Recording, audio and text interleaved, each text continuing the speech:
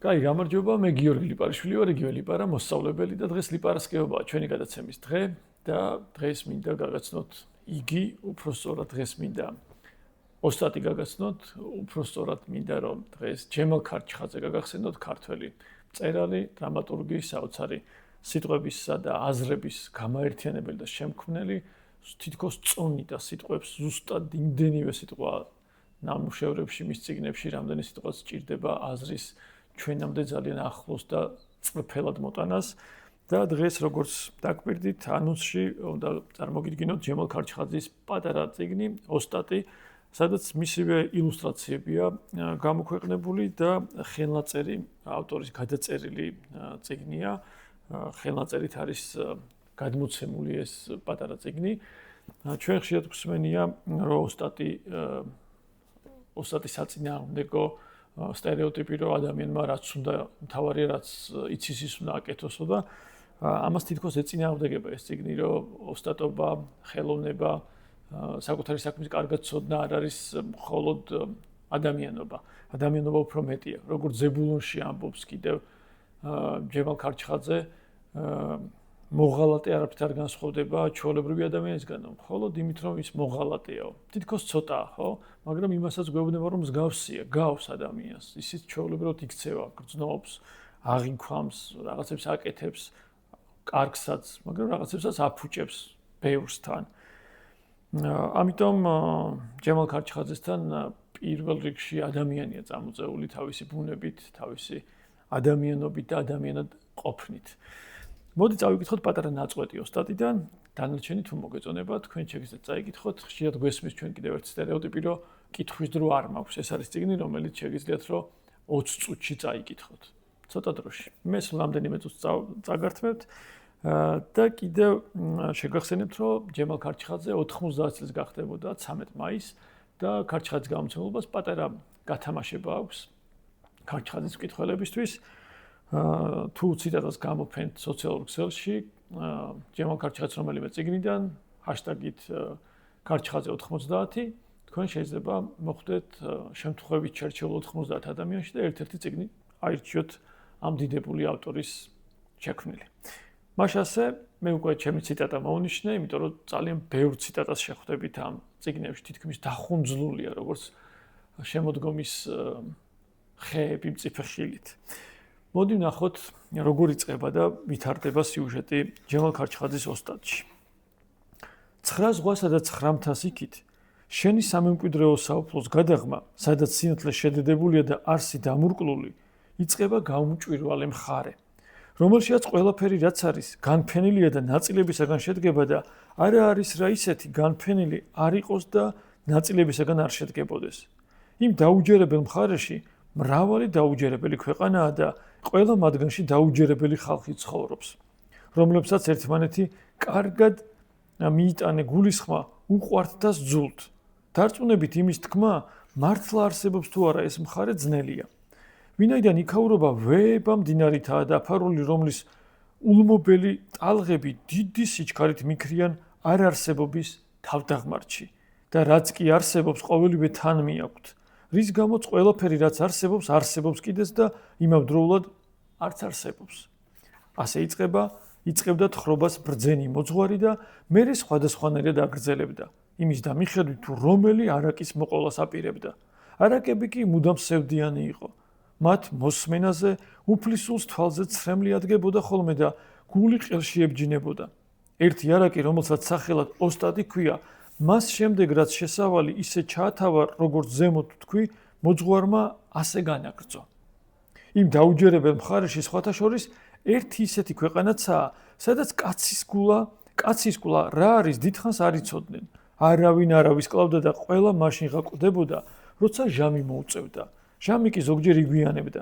ეს რომ იმ მხარის დიდმა ხელმწიფემ გაიგო ძლიერ განრისხდა, მას რისთვისღა შემოვიღეთ ეს კაცის ყulis კანონი თუ კი ასე არ შესრულდებაო.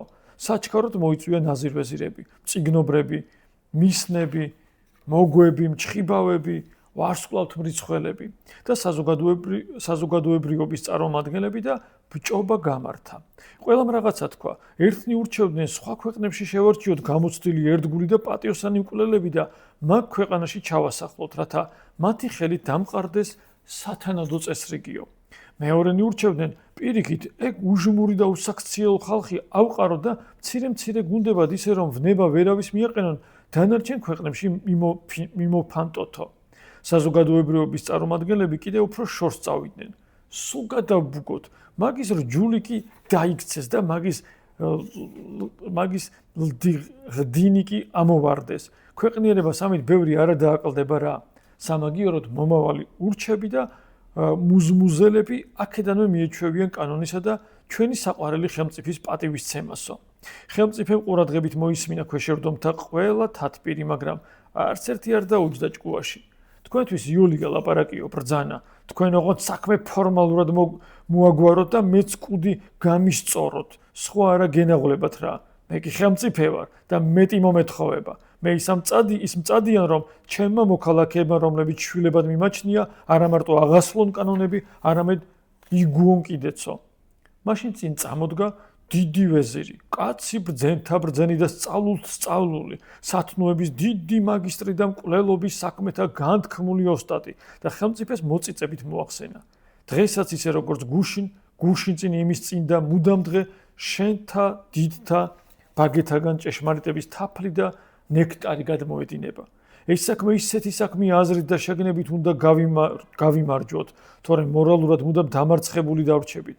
თუ ჩემს თათფირ შეისმენ, ისაც ჯობს იმ წვრილი ხელმწიფის ვაჟი, აქ მოიწვიო და გასაწვრთნელად მე მომაბაროო. მართალია სიბერის გამო ეს საქმე უკვე მიტოვებული მაქვს, მაგრამ რა კი ქვეყანას ჭირდება. ერთხელაც შევიცვლი გადაწყვეტილებას, ამით ბევრი არა დაშავდება რა. 7 თვე მომეცი. 7 თვეში სულ რომ კუნძი იყოს, აგერ შენ და აგერ მე და აგერ ჩემი ულვაში. ისეთ ჩინებულ მკვლელად ჩამოქვნი და ჩამოვაქანდაკებ, არავისაგან დაიწუნებოდეს. მერე კი გაწვრთნას რომ მორჩები, უკან დავაბრუნოთ, რათა რასაც აქ ისწავლის, იქ თავის თანამოძმეებს ასწავლოსო.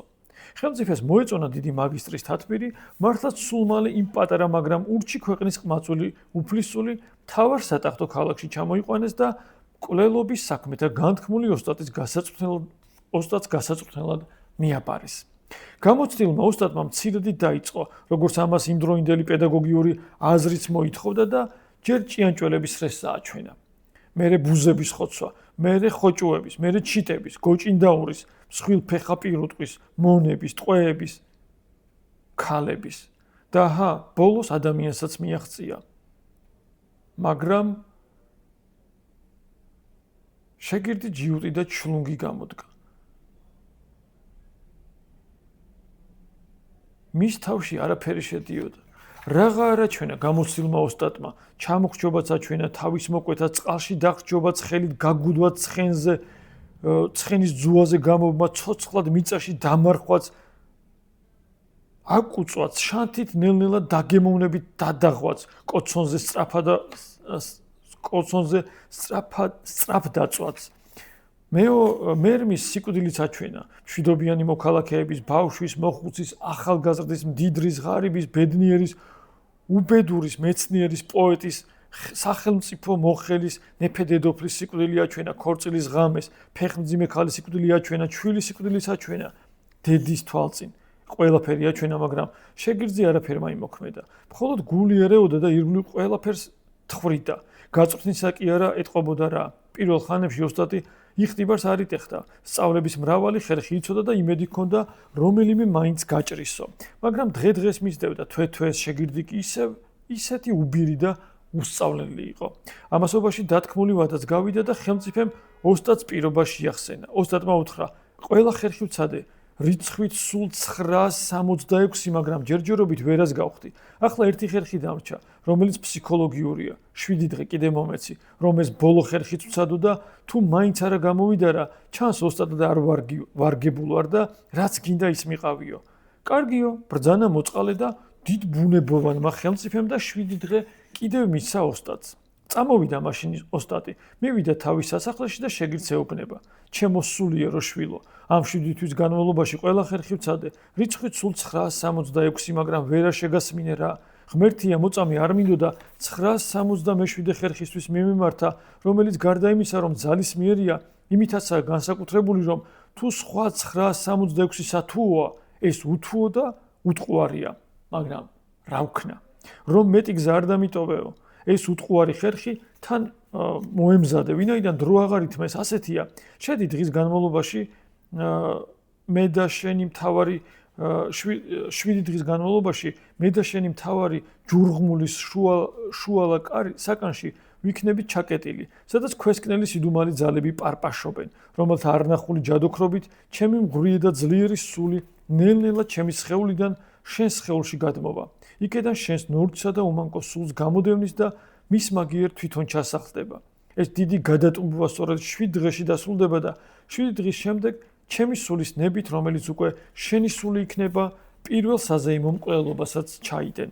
ახლა კი ვიჩქაროთ, თორემ ჩემი აღსასრულის დღეც მოახლოებულია. მანამ რომ მოვკვდე, სანამ ჩემი სული შენს სხეულში საბოლოოდ გადმოსახლდება, ეს ბოლო ხერხიც უქმად ჩამივლის და საქვეყნოდ თავი მომეჭრებაო.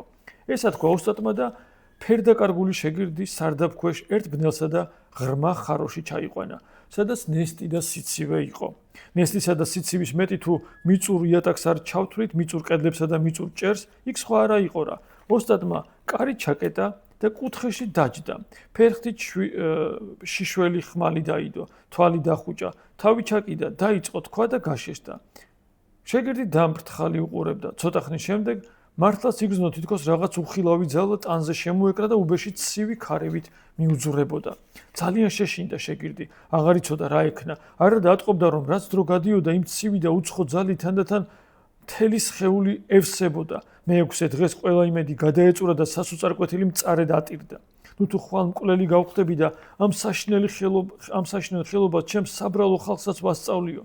ფიქრობ და გულდა თუთქული, აბა მან რა იცოდა რომ პროგრესი რა არის და საკანში გაშმაგებით მიმოდიოდა. ბევრი არა ასე წინ და უკან თუ ცოტა ბოლოს ის დღეც რომ მიიწურა, უეცრად ოსტატის ნათქვამი გაახსენდა. მანამ რომ მოვკვდე, სანამ ჩემი სული შენს სხეულში გადმოსახლდება, ეს ხერხიც უქმად ჩამივლისო. მაშინ გულოვნად გაიფიქრა, თუ ეს ოსტატის უკანასკნელი ხერხია, მაშინ მეც დამრჩენია ჩემი უკანასკნელი ხერხიო.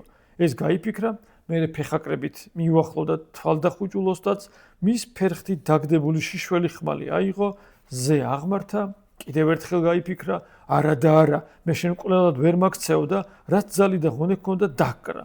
ოსტატის თავი ორად გაიპო.